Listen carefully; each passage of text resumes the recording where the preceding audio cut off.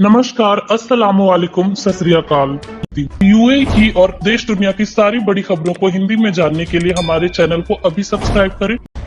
Dubai में roads and transport authority RTA ने घोषणा की है कि अमीरात में ड्राइविंग इंस्टीट्यूशंस को संचालन जारी रखने की परमिशन दी जाएगी, बशर्ते कि वे कोरोना के कारण जारी किए गए गाइडलाइंस के सेट को पूरा करते हैं।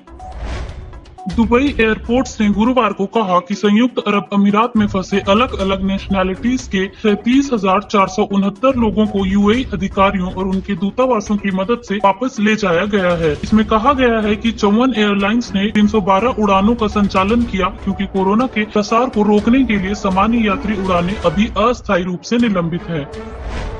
यूएई ने मार्च के अंत में सभी उड़ानों को स्थगित करने की घोषणा की थी और तब से यूएई में फंसे प्रवासियों को वापस जाने के लिए केवल विशेष उड़ानें ही संचालित की जा रही है।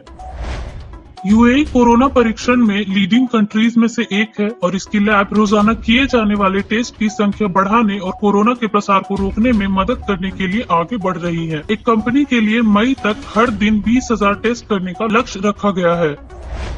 संयुक्त अरब अमीरात, अबू धाबी और दुबई में अपनी ब्रांचेस के साथ वर्तमान में संक्रमण के लिए प्रतिदिन 10,000 से अधिक सैंपल्स का टेस्ट करता है। जब ट्विन लैब्स ने 19 मार्च को कोरोना परियोजना शुरू की तो एक दिन में लगभग 2,000 सैंपल्स का टेस्ट किया गया था। कॉन्ट्रैक्टिंग फर्म्स को उनके वर्क साइट पर श्रम आवास स्थापित करने की अनुमति दी गई है। मानव संसाधन और अमीरात मंत्रालय, the ministry of human resource and administration मोहरे ने घोषणा की है। इस कदम का उद्देश्य आवास में श्रमिकों के लिए सुरक्षित दूरी के लिए पर्याप्त स्थान प्रदान करना और वर्कर्स के बीच एक साथ मिलने के जोखिम को कम करना है। यह निर्माण कार्य की कंटिन्यूटी को भी सुनिश्चित करेगा। कोरोना के प्रसार को रोकने के लिए एमिरेट्स के बीच लेबर्स के ट्रांसपोर्टेशन पर भी बैन लगा दिया गया है। एक अधिकारी ने गुरुवार को गल्फ न्यूज को स्पष्ट करते हुए बताया कि अगर आप गाड़ी में अकेले हैं तो आपको मास्क पहनना कंपलसरी नहीं है, लेकिन गाड़ी में अगर आपके साथ कोई और भी है तो आपको मास्क पहनना आवश्यक है। दुबई पुलिस के अनुसार 26 मार्च से 16 अप्रैल के बीच मेडिकल मास्क पहनने या फिजिकल डिस्टेंस बनाए रखने में फेलियर्स के लिए 10,286 जुर्माना लगाया गया था।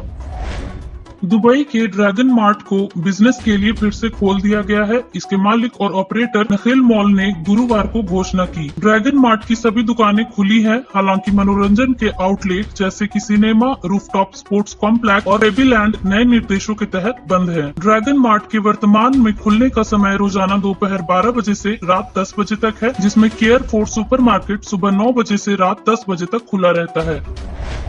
एक टॉप हेल्थ ऑफिसर ने कोरोना के बारे में बताते हुए कहा कि कोरोना के अधिकांश मामले में सिम्टम्स शो नहीं होते, लेकिन कुछ को हल्का बुखार, खांसी या गले में खराश हो सकती है, जबकि कुछ लोगों को स्मेल और खाने के टेस्ट का पता नहीं चलता। वे टेम्पररी इन चीजों के सेंस को खो देते हैं। यूएई में कुल 25,000 भारतीयों ने बुधवार को लॉन्च के बाद 12 घंटों के भीतर ही कोरोना महामारी के बीच घर लौटने के इच्छुक नागरिकों के डेटा कलेक्ट करने वाले ऑनलाइन पोर्टल पर रजिस्ट्रेशन कराया है। यूजर्स की भारी प्रतिक्रिया के कारण वेबसाइट को कुछ टेक्निकल कठिनाइयों का सामना करना पड़ा, हालांकि मिशन बैकएंड ऑपरेशन को स्थिर करने के लिए काम कर रहे हैं। दुबई के एक ऑडेशियस स्कैम यानी कि दुस्साहसिक घोटाले में 4 मिलियन दिरहम से अधिक मूल्य के केले, टमाटर, अंगूर, अनार, नारियल और मिर्च चोरी हो गए हैं, जिसकी जांच में दुबई पुलिस जुटी है। नेशनल स्टेरिलाइजेशन प्रोग्राम के नियमों का पालन नहीं करने के लिए दुबई पुलिस ने युवाओं के एक समूह को पकड़ा। एक सीनियर ऑफिसर ने गुरुवार को कहा कि ये अल बर्शा जिले के एक घर के सामने इकट्ठा हुए थे।